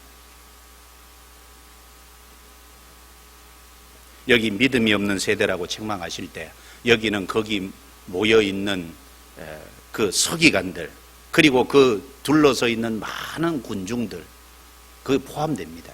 거기 있는 많은 군중들 그리고 거기 있는 서기관들이 믿음이 있었습니까? 없었습니다. 또 자기 아들을 고쳐달라고 데리고 나온 그 아이의 부모도 믿음이 없었잖아요. 그리고 동시에 그 아이들을 고쳐야 되는 제자들도 연약한 믿음이었습니다. 너희 믿음이 적은 영혼이라. 총체적인 부실입니다. 그 모든 것을 믿음이 없는 세대라고 한꺼번에 말씀하신 겁니다. 믿음이 없는 세대요. 다 책망하신 겁니다. 그 당시에 모습이 그랬고 노아 시대 또 한마디로 믿음이 없는 세대였습니다. 그럼 우리 시대는 아닙니까? 우리 시대도 정말 믿음이 없는 세대입니다. 예수님께서 이 사복음서에 신약성경 곳곳에 이 세대를 여러 가지로 정의를 했습니다. 몇 가지를 좀 생각을 해보면 첫 번째 여기 믿음이 없는 세대여라고 말씀하셨습니다. 마태복음 17장 누가복음 9장에는 믿음이 없고 패역한 세대여 그렇게 말씀하셨습니다. 패역하다는 것은 거스리는 시대, 진리를 대적하는 세대라고 책망하신 겁니다. 그리고 이 시대는 무감각하고 무감동한 시대잖아요. 마태복음 11장 16절 17절에 예수님께서 말씀하시기를 내가 이 세대를 무엇으로 비유할꼬 마치 장터에 어떤 아이들이 앉아서 동물을 불러 가로되 피리를 불어 춤추지 않고 애곡하여도 가슴을 치지 않는도다. 피리를 불면 좀 즐겁게 흥이 나고 춤을 춰야 되잖아요. 복음을 말하면 기뻐해야 되고 그리고 죄를 말하면 애곡하며 가슴을 쳐야 되는데 죄에 대한 탄식도 없고 복음에 대한 즐거움도 없고 무감각, 무감동한 시대라고 책망하셨습니다. 마태복음 12장 39절에서는 악하고 음란한 세대가 표적을 구하나 요나의 표적밖에는 보일 표적이 없느니라. 한마디로 악하고 음란한 세대라고 그 세대를 정의하셨습니다. 첫 번째는 악하고 두 번째는 음란한 세상. 그리고 하나님의 역사를 보면서도 도무지 회개하지 않는 악한 세대잖아요. 하나님의 역사를 보면서도 도무지 회개하지 않는. 예수님이 마태복음 12장 41절부터 45절에 이런 말씀을 하셨죠. 심판 때 니느웨 사람들이 일어나서 이 세대 사람들을 정죄하리니 그들이 요나의 전도를 듣고 회개하였으면이와 너희는 도무지 회개하지 않는다는 겁니다. 요나보다 더 큰 이가 예수님이 거기 계셨잖아요. 그리고 심판 때 남방 여왕이 일어나 이 세대 사람들을 정죄하리니 그는 솔로몬의 지혜를 드리려고 땅 끝에서 왔으면이나 솔로몬보다 더 큰 이가 여기 있느니라. 그렇죠. 이 세대가 어떤 시대입니까? 정말 요나 시대는 요나의 전도를 듣고도 회개했는데 솔로몬 시대는 그 솔로몬의 지혜를 들으려고도 먼 곳에서 왔는데 예수님이 오셔서 활동하실 때는 예수님이 얼마나 많은 능력과 기적을 나타내셨습니까? 예수님의 입에서 하나님의 말씀을 직접 들을 수 있다는 건 정말 축복입니다. 그럼에도 불구하고 하나님의 그 큰 역사를 보면서도 도무지 회개하지 않는 시대라고 예수님이 책망하셨습니다. 우리 시대는 안 그렇습니까? 우리 시대도 그렇습니다. 우리가 시간이 갈수록 날이 갈수록 하나님을 증거하는 많은 증거의 자료들이 늘어납니다. 그런데 더 많은 증거를 보면서도 더 많은 증거를 요구하고 있지 믿지는 않잖아요. 많은 증거를 보면서도 도무지 믿으려고 하지 않는 악한 세대. 예수님 당시뿐만 아니라 지금도 그렇습니다. 그리고 세상을 살아가는 동안 자신의 미래를 준비하는 데는 아주 지혜로운 세대지만 내세를 위해서는 준비할 줄 모르는 시대잖아요. 예수님 당시에도 그렇고 지금도 그렇습니다. 예수님께서 누가복음 16장 8절에 말씀하시기를 이 세대의 아들들이 자기 시대에 있어서는 빛의 아들들보다 더 지혜로움이니라. 이 세대의 아들들, 이 세상을 목적으로 살고 이 세상 것을 추구하는 사람들은 이 세상에서 자기 장래를 위해서는 온갖 것을 준비하지 않습니까? 어려서부터 그렇게 많은 공부도 하고 뭔가 자기의 노후를 위해서 보험도 들고 준비도 하지 않습니까? 그런데 정작 죽음 건너편에 내세를 위해서는 아무것도 준비하지 않는 시대. 예수님 당시에도 그렇고 지금도 그렇습니다. 여러분, 사람은 7, 80평생 삽니다. 그런데 이 7, 80평생 같은 것이 두 개 합쳐진 것이 있다면 관심을 가져야 되잖아요. 그런데 7, 80평생 같은 것이 15개 합쳐진 것이 있다면 더 관심을 가져야 되겠죠. 7, 80평생이 100개 연결되어 있는 그런 시간이 있다면 더 관심을 가져야 되잖아요. 7, 80평생 이것이 영원히 지속되는 게 있다면 더 관심을 가져야죠. 그런데 7, 80평생 이것만 생각하고 이 7, 80평생과 같은 것이 영원히 지속되는 그 내세에 대해서는 아무 관심이 없다는 겁니다. 그것이 이 세상 사람들의 모습이잖아요. 그리스도인도 잘못하면 거기 미혹될 수 있습니다. 그렇지 않습니까? 그리고 디모데후서 3장 1절부터 5절에 보면 말세에 기롱하는 때가 온다고 말씀하시면서 사람들은 자기를 사랑하고 돈을 사랑하고 쾌락 사랑하기를 하나님 사랑보다 더하고, 이 시대가 어떤 세입니까? 돈을 사랑하고 쾌락을 사랑하고 그런 시대잖아요. 예수님 당시뿐만 아니라 그리고 순간적인 결과를 기대하는 어떤 당장의 어떤 때도 안 볼 것만 생각하는 순간적인 어떤 결과를 기대가지고 오랫동안 참고 기다리면서 뭔가 얻으려고 하는 그런 시대가 못 됩니다. 인내하지 못하는 시대. 베드로후서 3장에 보면 말세에 기롱하는 때가 이르니 그 기롱하는 때가 와서 사람들이 이 세상 심판과 주님의 재림을 비웃는다 그랬어요. 주님의 심판과 재림을 기롱하는 세대. 우리 시대가 다 그렇습니다. 예수님께서 믿음이 없고 패역한 세대라는 말씀뿐 아니라 이 성경 곳곳에 이 세대가 어떤 세대인지 자세히 정의하셨습니다. 이 세상 사람들은 그렇습니다. 그러나 그리스도인들은 그렇게 해서 안 되겠죠. 특별히 예수님은 여기서 믿음이 없는 세대라고 책망을 하셨습니다. 믿음이 없는 세대. 내가 얼마나 너희와 함께 있으며 얼마나 너희를 참으리요. 여기 얼마나, 이 말은 언제까지 너희와 함께 있으며 언제까지 너희를 참으리요 그 말입니다. 이 말씀이 무슨 뜻이겠습니까? 주님께서 믿음이 없는 세대를 향해서 영원히 참지는 않을 것이라는 말씀입니다. 언제는 언젠가는 함께하지 않으실 때가 있고 언젠가는 참지 않으실 때가 있는 하나님의 인내가 다 끝날 때가 있다는 말씀을 하신 말씀이지 않습니까? 홍수전에 하나님이 함께 계셔서 돌이키려 하셨지만 사람들이 끝까지 배쳐갈 때 120년 동안 참았지만 더 이상 참지 않으셨습니다. 하늘에서 물을 내려서 심판하셨지 않습니까? 여기 접고 창세기 6장을 찾겠습니다. 창세기 6장. 창세기 6장입니다.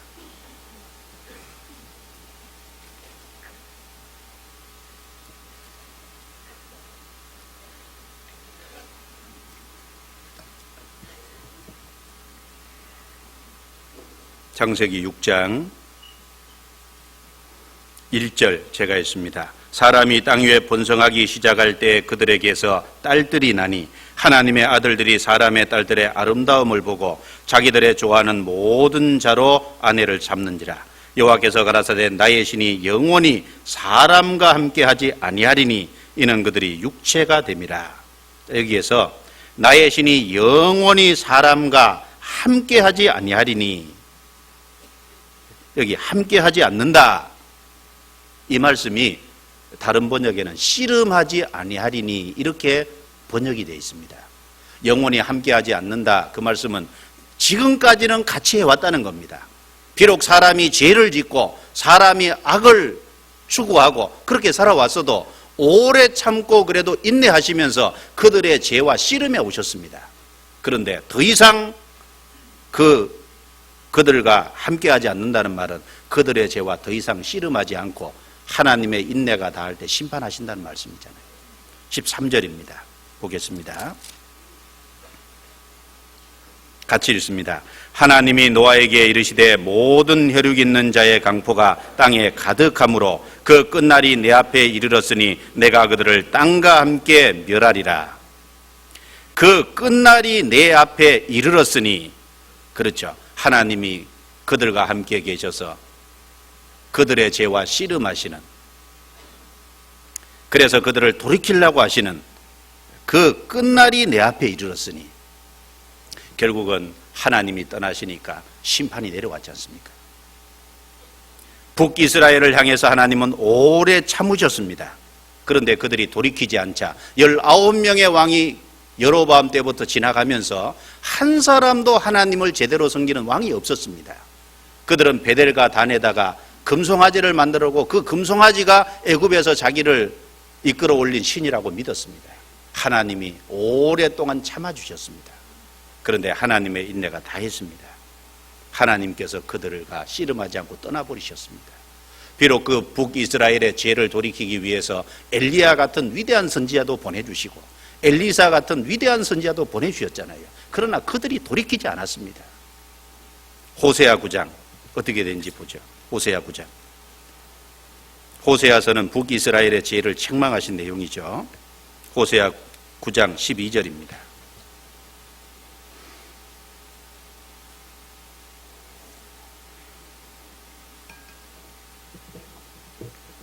호세아 9장 12절 같이 읽겠습니다.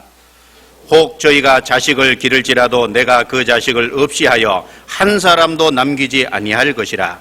내가 저희를 떠나는 때에는 저희에게 화가 미치리로다. 참 무서운 말씀이죠. 내가 저희를 떠나는 때에는 저희에게 화가 미치리로다. 하나님께서 어떤 한계를 그어 놓으셨다는 겁니다. 죄를 지어도 오래 참으셨습니다. 그러나 하나님이 더 이상 함께하지 않고 내가 떠나는 날에는 떠나셨어요. 그러니까 아수르 군대가 들어와서 북이스라엘을 완전히 멸망시켰지 않습니까? 남유다에 하나님이 오래 참으셨습니다. 그들이 죄를 짓고 불순종해도 기다려 주셨습니다. 그런데 에스겔서에 보면은 그 성전 지성소에 있던 하나님의 영광이 그 지성소 속죄소 있는 거기에서 또 올라서 그룹으로 올라가고, 그룹에 있던 그 하나님의 영광이 떠나서 문지방에 이르고, 그 다음에 그 성전 문지방에 있던 하나님의 영광이 떠나서 감람산으로 올라가고, 그리고 감람산에 있던 영광이 결국은 에스겔 11장에 보면 떠나셨다 그랬습니다. 그 다음에 어떻게 됐습니까?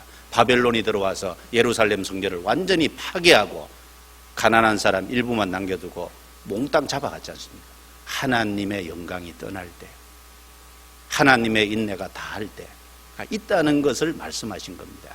예수님께서 내가 언제까지 너희와 함께 있으며 언제까지 너희를 참으리요, 그 말은 무한히 참으시지는 않겠다는 말입니다. 떠나실 때가 있다는 말씀을 하신 거예요. 우리 시대도 지금 죄악이 팽배하지만 그러나 지금도 막는 분이 계십니다. 하나님이 지금도 함께 하시고 지금도 사람을 돌이키고 회개해서 구원받기를 간절히 오래 참고 기다리십니다. 그런데 그 막는 분이 성령이신데 떠나면 결국은 이 세상은 박살납니다. 데살로니가후서 2장입니다. 데살로니가후서 2장.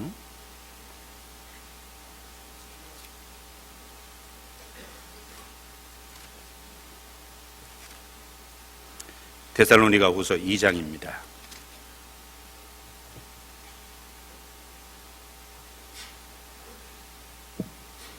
6절부터 8절을 같이 읽겠습니다.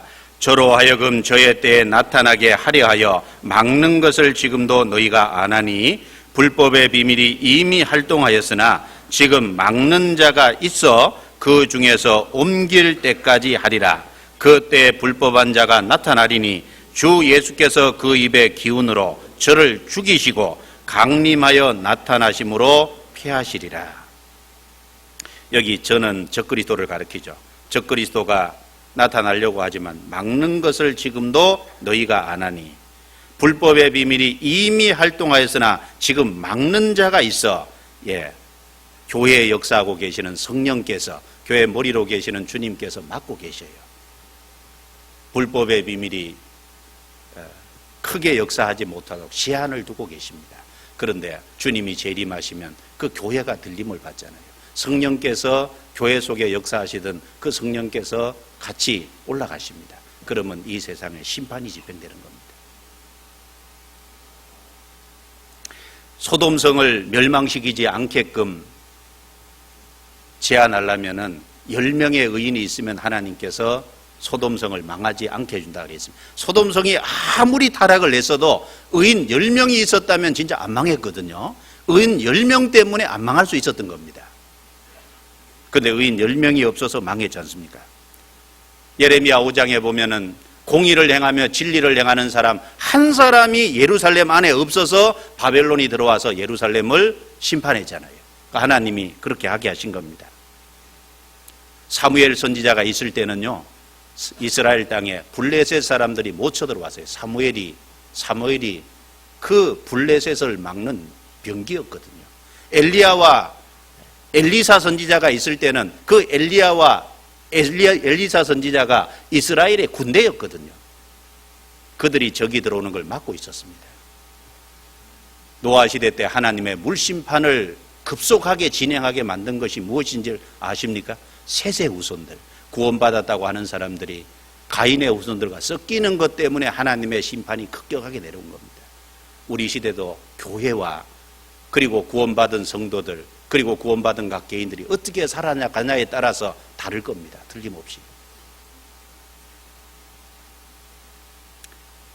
그리고 개인적으로도 그렇습니다. 성경에 보면 사울에게 있는 하나님의 신이 떠나니까 여호와의 불이신 악신이 들어왔다 그랬습니다. 하나님의 신이 떠날 때 악신이 들어와서 사울을 괴롭혔습니다. 삼손에게 있는 여호와의 신이 떠날 때 삼손은 그걸 떠나신 줄 못 깨달았다 그랬죠. 떠날 적에 삼손이 비록 블레셋에 내려가고 블레셋 여자와 결혼을 하고 그리고 블레셋에 들어가서 기생의 집에 들어가고 그럴 때도 하나님이 오래 참고 기다려 주셨습니다. 그런데 결정적으로 들릴라라는 여자를 사랑하면서 이 나실인 처음부터 언약이 되어 있잖아요. 비밀이 머리털을 자르면 안 되거든요. 그런데 그 비밀이 힘의 근원인 머리털에 힘이 근원이 있다는 걸 가르쳐 주니까 잘려버렸잖아요. 그건 믿음을 배반한 겁니다. 하나님이 어떤 마지노선을 두고 계신 거예요. 그런데 그 마지노선을 넘어가니까 결국 하나님의 신이 떠났습니다. 삼손에게. 그리고 삼손은 즉시로 눈이 뽑혀버렸잖아요. 쇠고랑이 차고 들어갔습니다. 하나님께서 엘리 제사장의 집을 떠났을 때 엘리와 엘리의 두 아들 홈리와 비느하스 그리고 그 자녀들의 며느리 같이 죽었잖아요. 이가봇, 하나님의 영광이 떠났다. 하나님의 영광이 떠날 때 그 집이 완전히 멸문했습니다. 우리 삶 속에 구원받은 사람 속에는 성령이 떠날 수 없습니다. 그러나 성령은 떠나시지 않지만 하나님께 쓰임받지 못할 수가 있잖아요. 그걸 바울 사도는 염려했다고 되어 있습니다. 고린도전서 9장 27절에 내가 남에게 전파한 후에 도리어 버림이 될까 두려워합니다. 그렇죠. 자기가 잘못하면 버려질 수 있는 겁니다. 우리 자신이 혹 돌아봐서 정말 2012년에 우리의 허물과 죄, 하나님 보실 때 합당치 않는 것이 있다면요, 정리해야 됩니다. 버려야 됩니다. 하나님이 우리에게 오래 참고 기다리신 자비하심 때문에 우리가 지금 존재하고 있는 겁니다. 정말 깨끗한 모습으로 구별돼야 될 겁니다. 만약에 그렇지 않다면 어떤 한계점을 넘어갈 때 하나님이 징계하실 수 있을 겁니다. 그렇지 않습니까? 그것을 말씀을 하신 겁니다. 내가 언제까지 너희와 함께 있으며 언제까지 너희를 참으리요. 그리고 믿음이 없는 세대라고 책망하셨습니다. 첫 번째, 아이 부모의 믿음이 없었습니다. 그 책망할 때 내가 믿나이다. 나를 도와주소서. 그 아이의 부모가 즉시 돌이켰습니다. 즉시 돌이키니까 그 아이를 고쳐주셨잖아요. 즉시 돌이키는 그 모습을 통해서 하나님께서 그에게 하나님을 믿는 믿음을 아마 즉시 주셨을 겁니다. 그리고 그 아이도 하나님이 고쳐주셨습니다. 할 수 있거든 도와주십시오. 그 말이 하나님 앞에는 맞지 않습니다. 그렇지 않습니까? 하나님은 전능자시거든요. 전능자에게 할 수 있거든이 무슨 말이에요? 하나님은 모든 것을 할 수 있는 전능자입니다. 틀림없지 않습니까? 전능자에게는 더 어렵고 더 쉬운 거 그런 게 없습니다. 하나님에게는 다 똑같잖아요. 전능자시니까. 천체를 세우는 일이나 나일강을 피로 물들게 하는 일이나 하나님 앞에는 똑같은 일입니다. 그리고 열왕기하에 보면은 도끼로 물에서 떠오르게 했다 그랬는데 그 일이나 하나님 보실 때는 다 똑같은 일입니다. 왜? 전능자는 모든 것을 다 할 수 있거든요. 그런데 할 수 있거든 우리를 불쌍히 여겨 도와주십시오. 그 말이 맞지 않는 겁니다. 하나님이 원하신다면 무엇이든지 할 수 있습니다. 그 아이의 부모를 책망했을 때 아이 부모는 즉시 돌이켰고 그는 믿음을 달라고 부탁을 했습니다. 우린 여기서 믿음이 얼마나 중요한 것인지 생각해 볼 수 있습니다. 믿음에 대해서 3번이나 반복하셨잖아요. 하나님은 우리에게 참 믿음을 정말 원하십니다. 먼저는 확실하게 구원을 받아야 되고 구원을 확실하게 정말 받았다면 그 우리가 하나님을 의지하고 의탁하는 하나님의 말씀을 신뢰하는 그 믿음이 자라도록 정말 해야 될 겁니다. 주님은 그걸 원하시지 않습니까? 믿음이 없이는 하나님을 기쁘시게 못한다 그랬습니다. 다른 번역에 보면 믿음이 없이는 하나님을 기쁘시게 하는 것이 불가능하다 그랬습니다. 하나님은 우리에게서 정말 보기 원하시는 게 있습니다. 이 마지막 시대 뭘 원하실까요? 믿음을 보기 원하십니다. 마태복음 8장에 로마 109장에 믿음을 보시고 그 믿음에 놀라셨다고 했습니다. 해당장 야이로의 딸이 죽었을 때 주변의 사람들이 이러쿵저러쿵 얘기했지만 예수님은 그 해당장 야이로의 아버지에게 야이로 아버지 그 해당장에게 오직 믿기만 하라고 했습니다. 오직 믿기만 하라. 그럼 주님이 책임지시겠다는 겁니다. 여리고성이 무너질 때 기생 라합은 믿음으로 인해서 살아났습니다. 그런데 참 놀라운 것은 이스라엘 백성이면서도 아간은 죽임을 당했잖아요. 왜 그렇습니까? 탐욕을 부린 것 때문에 그렇지만 그 탐욕을 부린 근본 원인을 속에 들어가 보면 믿음이 없기 때문에 탐욕을 부린 거예요. 그렇지 않습니까? 하나님은 다 주실 수 있는데 다 주실 수 있다는 걸 믿지 못하니까 그 여리고성에 손대지 말라는 것 중에 자기가 일부러 취했잖아요. 왜요? 하나님이 함께 하시고 하나님은 모든 것을 주실 수 있다는 그 믿음이 없으니까 자기가 뭔가 탐욕을 부리는 겁니다. 결국은 믿음 없는 아간은 이스라엘 사람으로 죽었고 그리고 믿음 있는 기생 라합은 여리고성 사람인데도 살아났지 않습니까? 결국은 믿음이 있냐 없냐 주님은 그걸 보시기를 원합니다. 확실히 구원받은 믿음이 있어야 되고 구원받은 이후에 성장하는 믿음이 있어야 될 겁니다. 그래서 데살로니가후서 1장 3절에 보면 너희 믿음이 더욱 자라고 그랬습니다. 하나님은 우리의 믿음이 더욱 자라기를 원하십니다. 하나님 자신에 대한 믿음, 하나님의 능력에 대한 믿음, 그리고 하나님의 사랑과 긍휼, 자비에 대한 믿음, 그렇죠? 그 모든 것을 다 믿음이라고 할 겁니다. 그 믿음을 점점 더 키워야 될 겁니다. 믿음을 어떻게 키울 수 있을까요? 여러 가지 방법이 있겠죠. 하나님의 말씀을 가까이 함으로 믿음이 키워질 수 있을 겁니다. 로마서 10장 17절에 믿음은 들음에서 나며 들음은 그리스도의 말씀으로 말미암았느니라. 구원받는 믿음도 말씀을 통해서, 그리고 성장하는 믿음도 말씀을 가까이 함으로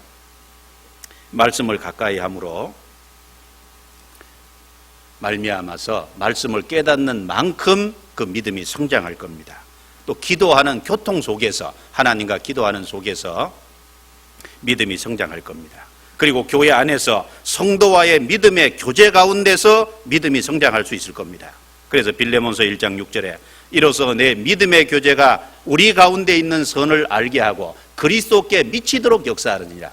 우리 가운데 있는 믿음의 교제, 그것이 그리스도에게 미치도록 한다 그랬습니다. 여러분, 믿음의 교제, 교제도 믿음의 교제를 해야 됩니다. 만날 적에 세상 얘기하고 세상의 어떤 것들에 대해서 서로 논하고 이런 것은 가능한 한 줄여야 될 거예요. 그렇지 않습니까? 주님과 관계된 믿음의 교제가 필요할 겁니다. 그 믿음의 교제는 그리스도를 더 알게 하고 그리스도께 미치도록 역사한다 그랬습니다. 더욱더 믿음을 키워줄 겁니다. 그리고 우리의 삶 속에서 순종과 복종 속에서 주님이 더욱 큰 믿음을 허락하실 겁니다. 우리 삶 속의 순종과 복종, 그리고 주님께서 우리 삶에 주어주시는 여러 가지 환경 속에서, 고통과 고난 속에서 단련해 가신 속에 믿음을 든든하게 더 키워가실 겁니다. 너희 믿음이 적은 영혼이라. 제자들이 고치지 못한 이유는 제자들은 믿음이 적기 때문에 고치지 못했다 그랬습니다. 여러분, 믿음이 적으면 많은 문제가 생기죠. 왜 조그마한 어려움도 못 참고 못 견뎌냅니까? 믿음이 적어서 그렇습니다. 왜 죄에 굴복되고 죄에 자꾸 넘어집니까? 믿음이 없어서 그렇습니다. 왜 능력 없는 삶을 삽니까? 믿음이 없어서 그렇지 않습니까? 왜 염려와 근심에 사로잡혀서 염려와 근심이 자기를 사로잡도록 그렇게 그 가운데 빠져 있습니까? 믿음이 없어서 그렇지 않습니까? 주님이 맡기신 일을 잘 감당해야 됨에도 불구하고 주님이 맡기신 일을 왜 잘 감당하지 못했습니까? 믿음이 없어서 그렇습니다. 왜 우리의 기도에 응답을 받지 못합니까? 믿음이 없어서 그렇지 않습니까? 너희 믿음이 적은 영혼이라. 믿음을 키워야 됩니다. 믿음이 자라야만 우리가 더 능력 있는 삶, 그리고 하나님 앞에 힘 있는 삶, 승리하는 삶을 더 살게 될 겁니다. 믿음이 없는 세대예요. 믿음이 있으면 능치 못할 것이 없다고 했습니다. 너희 믿음이 적은 영혼이야. 우린 깊이 좀 생각을 해봐야 됩니다. 주님이 이 세상 마지막에 들어오실 때요, 세상에서 믿음을 보겠느냐고 탄식하셨습니다. 누가복음 넘겨보겠습니다. 18장입니다. 누가복음 18장.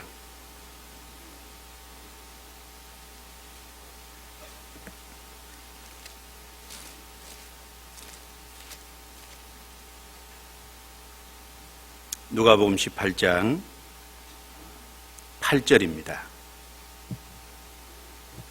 같이 읽겠습니다. 내가 너희에게 이르노니 속히 그 원한을 풀어주시리라. 그러나 인자가 올 때 세상에서 믿음을 보겠느냐 하시니라.